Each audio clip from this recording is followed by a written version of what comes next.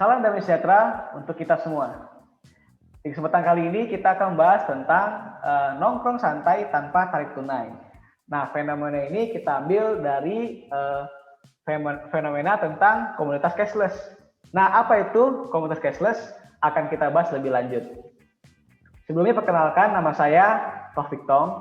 Saya dari kelompok 3. Rekan-rekan saya ada Abimanyu, ada Angga, ada Muhammad Akbal, dan juga Redia Praviani. Nah, latar belakang dari pembahasan kita pada kali ini adalah yaitu kita mengangkat tema dari komunitas cashless. Nah, apa itu komunitas cashless? Komunitas cashless adalah komunitas yang dalam transaksi keuangannya tidak lagi menggunakan uang tunai, tetapi sudah dalam bentuk alat penyimpan data keuangan. Nah, jadi cashless society ini adalah bagaimana kita tidak menggunakan lagi uang tunai, tapi menggunakan uang non tunai yaitu uang elektronik. Nah, kesimpulannya adalah dengan adanya komunitas cashless ini, yaitu masyarakat tidak perlu lagi menggunakan tunai sebagai transaksi. Nah, tapi ini adalah sebagai kemudahan. Kemudahan apa? Yaitu kemudahan tidak perlu membawa uang banyak, tapi kita lebih efisien untuk menggunakan uang elektronik. Nah, alasan kita pemilihan judul ini adalah karena dalam perkembangan teknologi yang semakin canggih, yang membawa perubahan kemudahan bagi kehidupan manusia, kita dapat melihat salah satu fenomena penggunaan uang secara tunai dapat beralih kepada non tunai. Jadi kalau kita lihat dari perkembangan zaman itu, orang-orang jualan itu sukanya pakai uang yang tunai karena mereka lebih berpikir bahwa uang tunai itu lebih efisien. Tapi kalau kita berpikir kita ingin membeli suatu barang yang harganya lumayan mahal, otomatis kita perlu mengeluarkan duit yang lebih banyak atau membawa uang yang lebih banyak. Oleh karena itu, alasan pemilihan judul ini adalah kita ingin menanamkan atau memberitahu teman-teman bahwa kita perlu menjadi orang yang ikut efisien ini, yaitu kita mengikuti perkembangan zaman, bagaimana kita memanfaatkan teknologi ini supaya kita juga hidupnya dipermudah ketika kita membeli makanan, membeli minuman, ataupun membeli bahan-bahan atau barang-barang yang lainnya. Nah, tapi berangkat dari itu, kita juga perlu tahu bahwa adanya fenomena ini tidak semua orang mengerti akan dan juga bisa mengikuti fenomena ini. Oleh karena itu ada 3 identifikasi masalah yang perlu kita tahu, yaitu ada pengetahuan, kesadaran, dan juga pandangan. Nah, di sini ada apa sih pengetahuan itu, dan apa sih kesadaran itu, dan juga apa itu pandangan itu. Kita akan bahas ke identifikasi masalah yang lebih rinci lagi. Intinya adalah 3 unsur ini harus kita tahu, yaitu kita bagaimana bisa mengkaji bahwa masyarakat itu kurang pengetahuan, kurang kesadaran, dan juga kurang pandangan. Pertama, masih sedikitnya masyarakat yang mengenal uang elektronik. Nah, kita bisa lihat bahwa banyak masyarakat itu yang lebih memilih untuk bertransaksi dengan uang tunai. Kedua, faktor penghambat seperti tidak adanya mesin elektronik data capture. Nah, jadi tidak adanya mesin ini membuat orang tuh beralasan bahwa kalau menggunakan uang elektronik itu tidak efisien. Nah, yang ketiga adalah kurangnya pengetahuan para pekerja untuk mengoperasikan mesin EDC. Nah, jadi perlu kita tingkatkan lagi pengetahuan dan kemampuan kita untuk menggunakan mesin yang berbasis uang elektronik. Keempat adalah pandangan masyarakat yang terbatas terhadap uang elektronik dibuktikan dengan persepsi yang salah tentang efektif dan efisien antara uang elektronik dan uang fisik. Nah, jadi dengan hal ini kita perlu memperjelas nih bagaimana manfaat dari uang tunai dan juga manfaat dari uang non tunai. Tapi yang jelas, jika kita lihat konsepnya pada masa kita kali ini, komunitas cashless itu lebih memperunggulkan namanya itu menggunakan uang elektronik. Karena uang elektronik itu emang benar-benar lebih simpel dan lebih efisien. Nah, yang terakhir adalah masih penuhnya bentuk pemikiran masyarakat terhadap suatu uang elektronik yang menganggap uang elektronik itu berbentuk seperti kartu kredit. Nah, jadi pandangan orang masyarakat itu masih terlalu jauh, masih terlalu tidak bisa membayangkan bahwa uang elektronik itu sebenarnya simpel. Tapi mereka lebih memikirkan itu bahwa uang elektronik itu harus mengurus ini, ya kan, sulit. Jadi pandangan yang seperti inilah yang harus kita lihat bahwa masyarakat perlu namanya pengetahuan, pandangan juga kesadaran bahwa kita perlu mengenal apa itu uang elektronik. Nah, kalian kita tentunya adalah para milenial yang usianya 15 sampai 25 tahun. Nah, seperti yang kita tahu ya, bahwa tema kita adalah nongkrong santai tanpa tarik tunai. Nongkrong itu bisa di mana aja, bisa di rumah, bisa di cafe shop, dan juga yang lain-lain. Ketika kita nongkrong di rumah, kita lapar, ya kan? Kita punya aplikasi apa, OVO, Dana, dan lain-lain, kita bisa bertransaksi lewat aplikasi itu. Kita ketika duduk nongkrong dengan keluarga di rumah, kita bisa memesan makanan, kita bisa memesan minuman, bahkan kita bisa memesan barang yang kita mau atau barang yang kita butuhkan.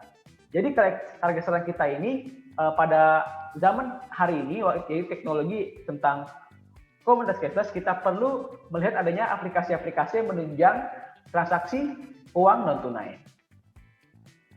Nah, rencananya adalah lewat apa yang kita sajikan, yaitu bagaimana tentang kita menggunakan uang elektronik, kita perlu tahu juga, yaitu bagaimana rencana yang kita dapatkan, yaitu memberikan benefit promo, pengeluaran teratur, tidak mengeluarkan biaya.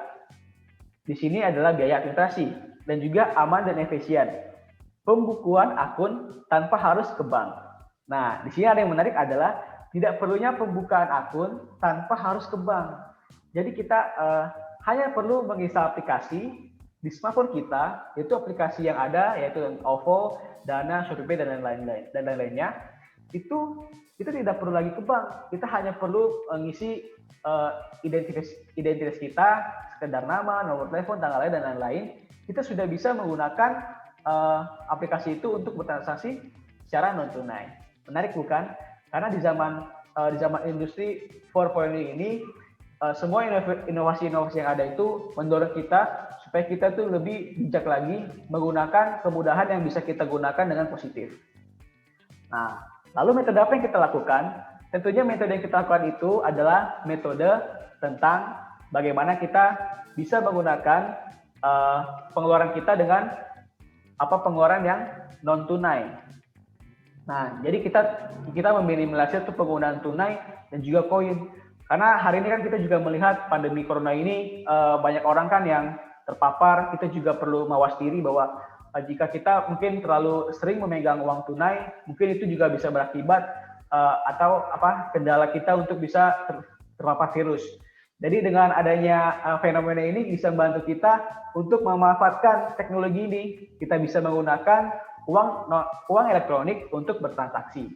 Lalu pemerintah juga memiliki agenda untuk mewujudkan cashless society. Nah, pemerintah juga mencanangkan tentang fenomena ini. Dan juga sekaligus pemerintah mendukung tentang kegiatan ini.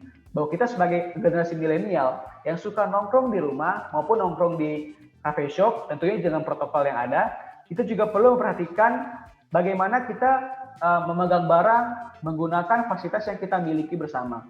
Khususnya yang bahasan ini adalah tentang uang non tunai atau uang elektronik. Jadi kita juga senang karena pemerintah juga berkolaborasi dengan investor dan juga para perusahaan-perusahaan yang membangun aplikasi-aplikasi uang non tunai untuk bisa dimanfaatkan oleh masyarakat untuk bisa dipergunakan dalam kehidupan kita sehari-hari. Kemudian konsep apa yang mendukung kegiatan nongkrong santai tanpa tarik tunai? Di zaman sekarang ini, teknologi berkembang sangat pesat. Semua bisa dilakukan hanya lewat teknologi. Nah, intinya nongkrong santai ini tanpa tarik tunai adalah memudahkan kalian ketika ingin berbelanja tanpa bawa uang banyak agar lebih simpel dan efisien. Jadi konsepnya adalah mempersimpel kita, mempermudahkan kita supaya kita nggak perlu lagi bawa uang banyak. Kita hanya perlu bawa smartphone kita, ya kan? Kita buka aplikasi, kita bayar, kita mendapatkan barang yang kita mau. Jadi intinya konsepnya adalah memudahkan kita ketika kita ingin melakukan suatu transaksi. Nah, lalu terakhir pengembangan kegiatan kedepannya adalah apa? Nah, jadi untuk menyadarkan setiap masyarakat yang ada, masyarakat Indonesia itu cenderung menyukai promo dan juga hal-hal yang baru. Tapi berangkat dari itu, kita juga perlu ada namanya penyuluhan. Kita juga perlu memberikan suatu testimoni bahwa ketika kita mencanangkan sesuatu, masyarakat juga perlu melihat bahwa perlu adanya suatu pengetahuan, suatu attachment yang bisa membuat masyarakat itu tertarik. Dengan apa? Pengembangan yang kita lakukan itu adalah dengan memberikan promo-promo. Nah, kan dari aplikasi OVO, Dana, semua alat transaksi berbasis digital ini bisa membuat masyarakat menjadi tertarik. Karena juga kita melihat zaman sekarang itu mana ada sih orang yang punya handphone, ya kan? Orang semua punya handphone dan juga bisa menggunakan handphone mereka dengan baik. Dan juga kita perlu mensosialisasikan fenomena ini kepada masyarakat, khususnya masyarakat milenial yang cenderung menggunakan smartphone mereka sehari-hari.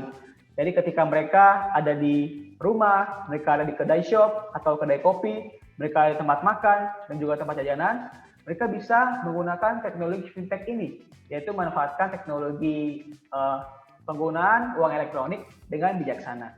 Jadi teman-teman jangan tabu lagi akan fenomena ini, karena perkembangan teknologi yang membawa kita ini harus menuntut kita itu menggunakan teknologi dengan sebaik-baiknya.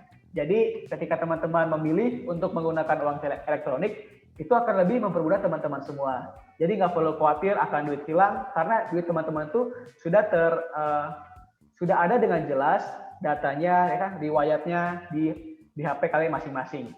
Dan juga untuk menggunakan aplikasi kalian juga sesuai dengan minat dan kesukaan kalian teman-teman. Jika kalian suka OVO atau suka Dana, terserah. Jadi intinya adalah kita sebagai generasi milenial ini, kita perlu memanfaatkan teknologi yang ada dengan sebaik-baiknya. Karena ketika kita bisa menjadi milenial yang baik, maka kita akan memiliki inovasi sehingga kita bisa mengikuti perkembangan zaman ini. Jadi teman-teman semua, ada fenomena ini membantu kita untuk bersama-sama melihat bahwa kita perlu menjadi manusia-manusia muda hari ini yang mau mengikuti perkembangan zaman ini. Oke, teman-teman, terima kasih, sekian presentasi dari saya. Terima kasih. Salam damai sejahtera untuk kita semua.